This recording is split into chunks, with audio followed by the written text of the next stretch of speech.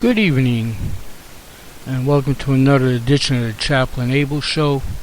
I'm your host, Chaplain Abel. Well, I hope everyone had a pleasant week. And message this evening is actually going to be in two parts.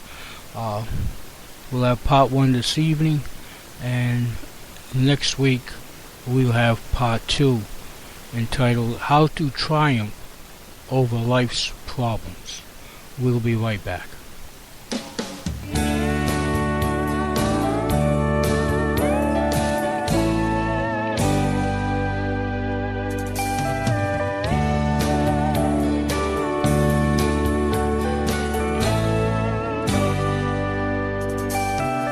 When storms assail the little ship you're sailing in, when darkness closes in and God cannot be found, and when you cannot understand life's meaning, and Satan tells you this time God's let you down, trust in God, though you are tempted sore. Trust in God in your raging war. Trust in God when your life has come apart. Keep on believing you can safely trust in God. When faith is only words, life is so easy. But then the fire of God begins to burn. And as our words are tried, God is satisfied, because He sees now true faith is being formed. Trust in God, though you are tempted sore. Trust in God in your raging war.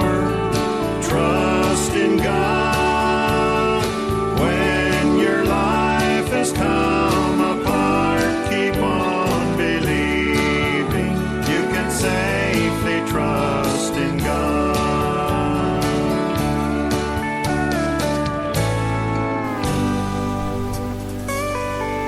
And that's Trust in God.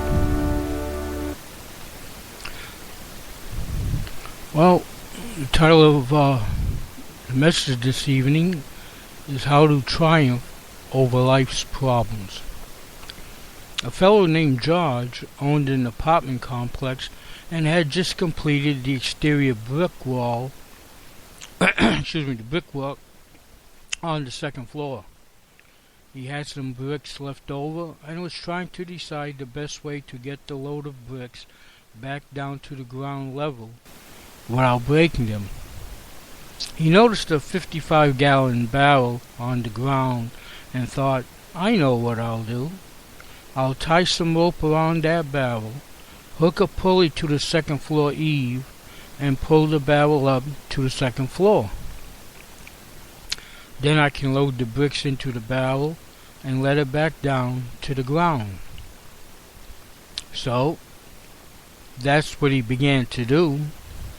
He tied the rope around the barrel, ran it over the pulley on the second floor, and pulled the barrel up to the second story level. Then he tied the rope to the root of a nearby tree. He went up to the second floor balcony and loaded the bricks into the barrel. Then he went back downstairs, grabbed the rope, and pulled it loose from the root. Now folks, that 55-gallon drum full of bricks was 4 times heavier than George. So the barrel shot down lickety-split, and George shot up lickety-split. And you know what happened? As George shot past the barrel, it hit his shoulder, slammed against his hip, and whomped his kneecap.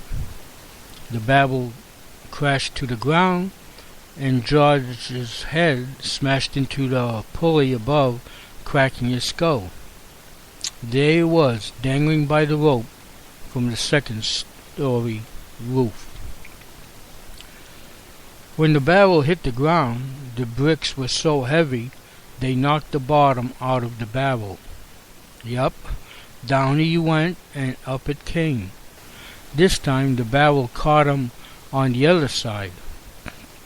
It whomped his other knee, scraped past his other hip, broke his nose, and dumped him on top of the pile of leftover bricks below. He turned both ankles, scuffed up his knees, and the corners of the bricks punched him in the side. So George let out a yell and turned loose of the rope. You guessed it. Now the barrel was 4 times heavier than the rope, so it came bombing down on top of George to finish the job from the previous hit and run. And George found himself lying in a hospital, bruised, sprained and broken, saying to himself, I don't know whether to file 1 insurance claim or 5.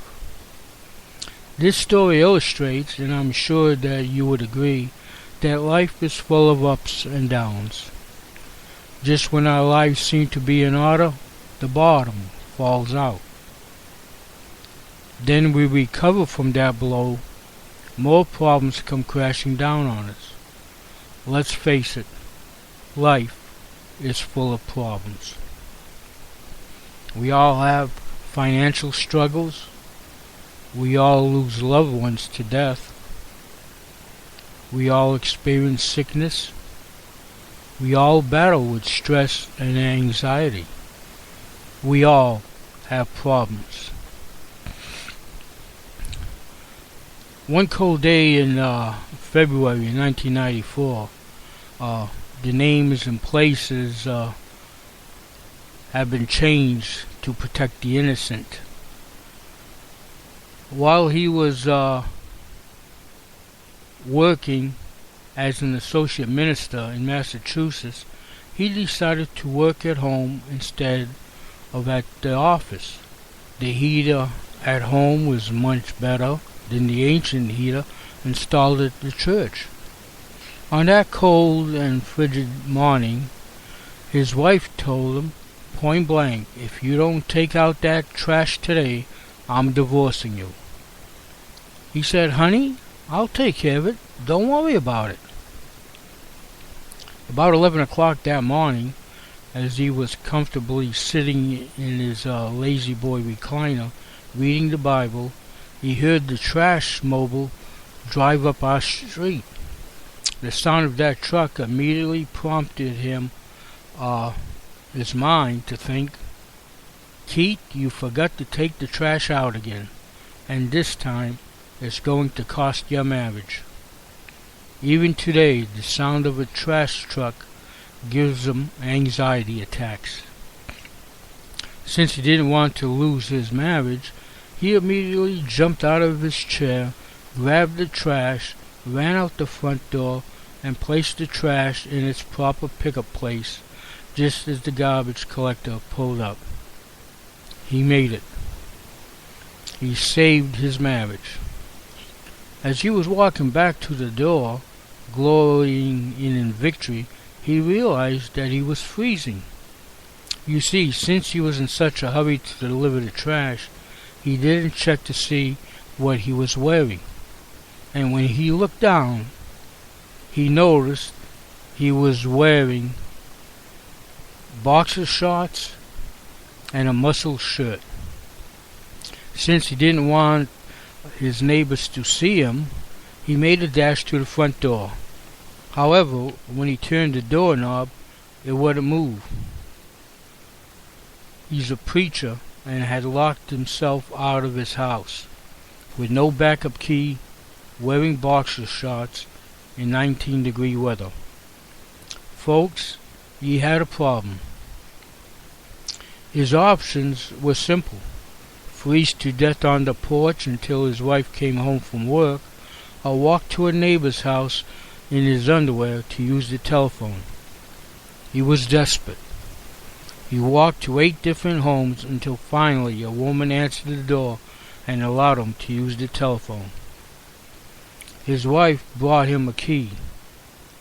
Still today, Lucy has a hard time believing that the reason he was at another woman's house in his underwear was because he locked himself out of the house.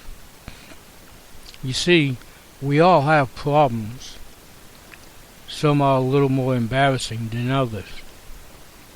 God never promised that we would live a problem-free life. Many passages indicate that we will experience hard times. In James chapter 1 verse 2, consider it pure joy, my brothers, whenever you face trials of many kinds. And in 1 Peter chapter 1 verse 6, though now for a little while you may have had to suffer grief in all kinds of trials. We will have problems. However, when problems occur, we can defeat them. This evening and next Sunday evening, we will look at some biblical principles on how we can triumph over life's problems.